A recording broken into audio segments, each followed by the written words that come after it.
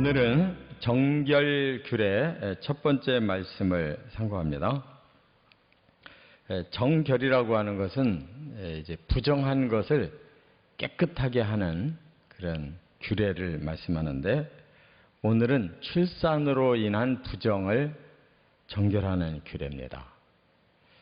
또 다음 시간은 이제 나병에 대한 정결규례, 이런 식으로 출산도 피를 흘리는 일이기 때문에 그걸 정결하게 해야 되고, 나병도 아주 몹쓸 그 질병으로 인해서 피를 흘리고 하기 때문에 정결이 필요해요.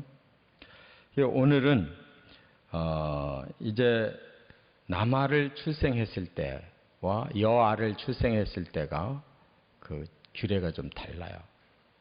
또 그 속죄하는 그 내용도 이제 힘이 있는 사람하고 가난한 사람이 좀 달라요.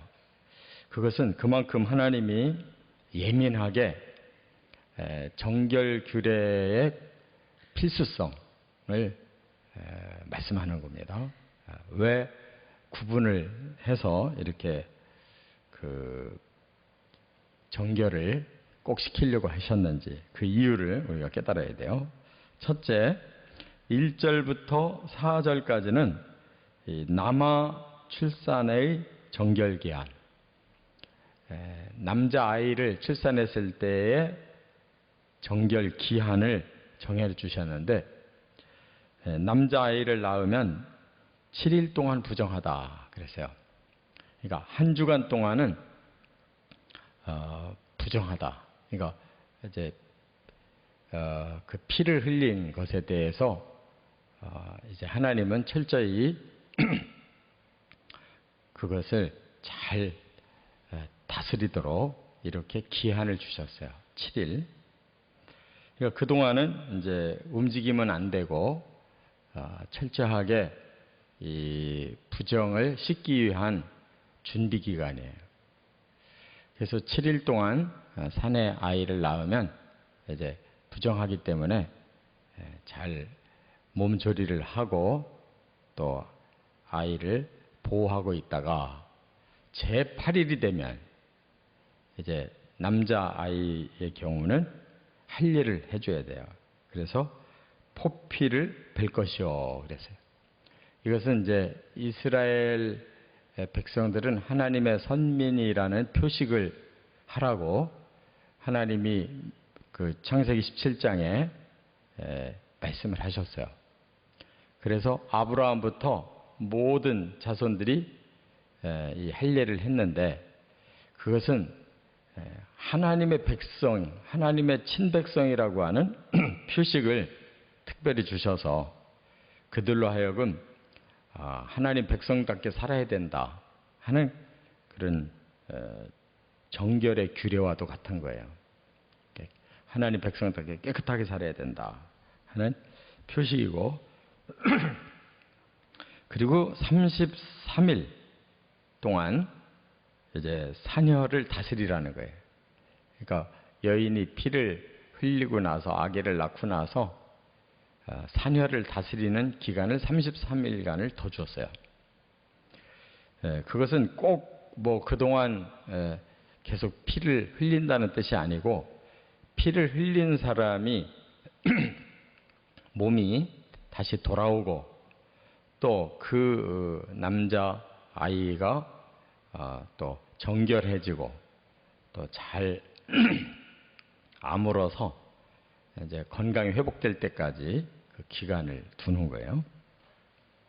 그래서 도합 40일, 도합 40일간은 이제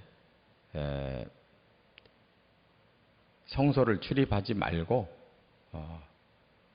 집에서 자중해라 이렇게 말씀을 했어요. 그러니까 그만큼 우리가 거룩한 삶을 살기 위해서 우리 자신을 잘 다스리고 그 거룩이 우리에게 가장 유익한 삶인 것을 깨닫는 기간이죠. 사실은 이렇게 해야 태어난 아기도 건강하고 또 산모도 건강하게 회복이 잘 되고 그런 거죠.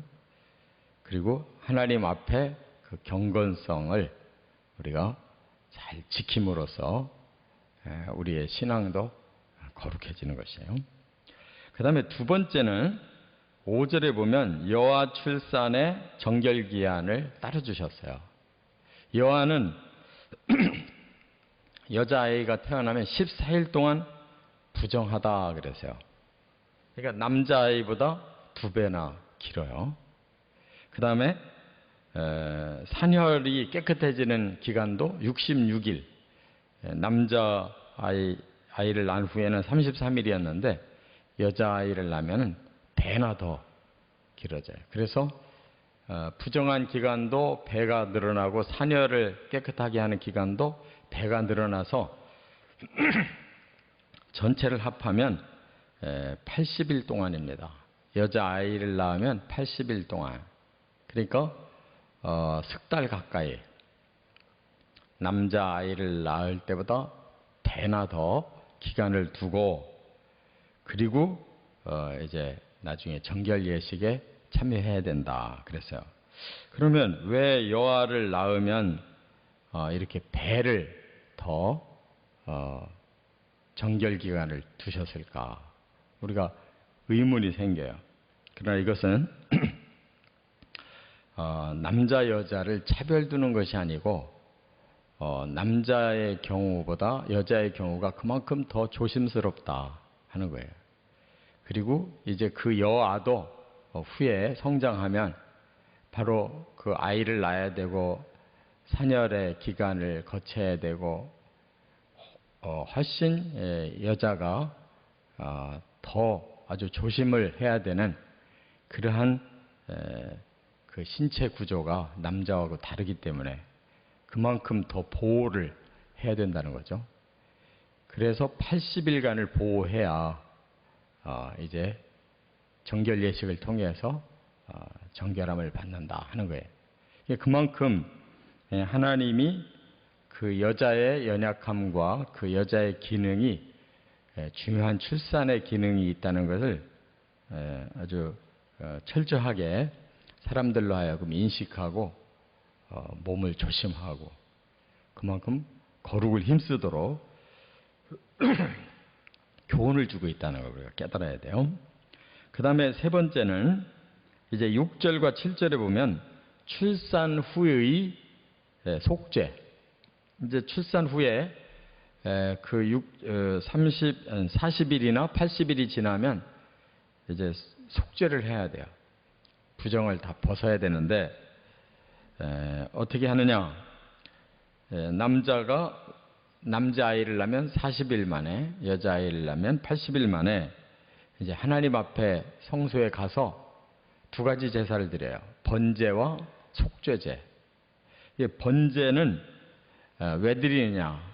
이제 하나님이 이렇게 생명을 주셔서 출산을 무사히 마쳤기 때문에 하나님 앞에 감사도 하고 또 이 아이를 하나님이 주신 목적대로 잘 기르겠습니다 하고 마음에 하나님 앞에 다짐을 하는 이 번제는 항상 헌신과 충성의 그런 마음가짐으로 드리는 거예요.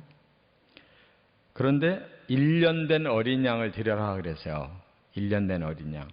이게 특별히 성경에서 1년 된 어린 양 하면 아주 중요한 의미가 있는데 바로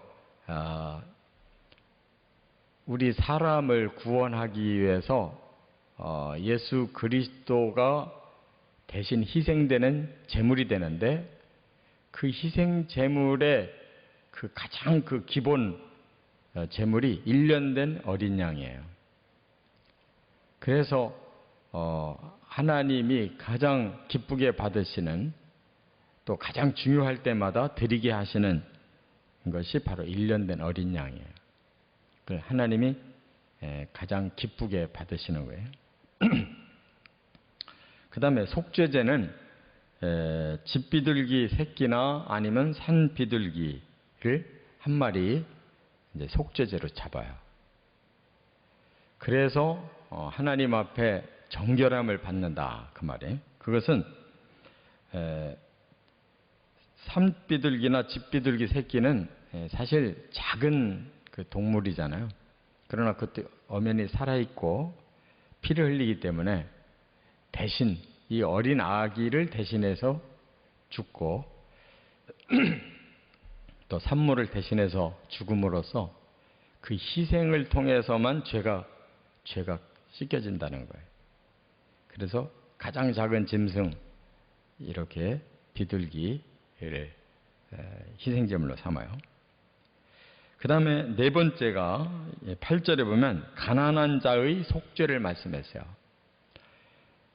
그런데 너무 형편이 어려워서 어린 양을 갖다가 드리고 바치기가 힘들다. 그럴 경우에는 이 제물을 바꿔서 드리도록 허용을 한 거예요.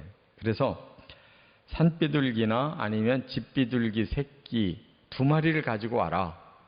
그래서 1마리는 번제로 드려라. 1마리는 속죄제로 드려라. 그럼 부담이 없겠죠. 근데 중요한 거는 가난하다고 해서 제사가 열애가 될 수는 없다는 거예요. 그 제물은 줄일 수 있어도 그 제사는 하지 않으면 안 된다. 그러니까 반드시 하나님 앞에 번제가 필요하고 속죄제가 필요하다는 거예요. 그래서 거기서는 아주 작더라도 희생 제물이 꼭 있어야 된다. 이게 원리예요. 우리를 위해서 하나님이 이렇게 규례를 주신 거예요. 거룩한 삶을 살으라고. 그리고 반드시 그 죄에는 바로 그 대신 드려지는 속량물, 죄값이 반드시 치러져야 된다는 거, 이걸 강조하셨어요. 그리고 우리의 형편을 생각해서 항상 하나님은 우리를 배려해 주시는 그런 하나님이시라는 거, 우리가 항상 마음에 새기고 거룩하게 살고 또 하나님 앞에 충성되게 최선을 다해 살아가시기를 주의 이름으로 축원합니다.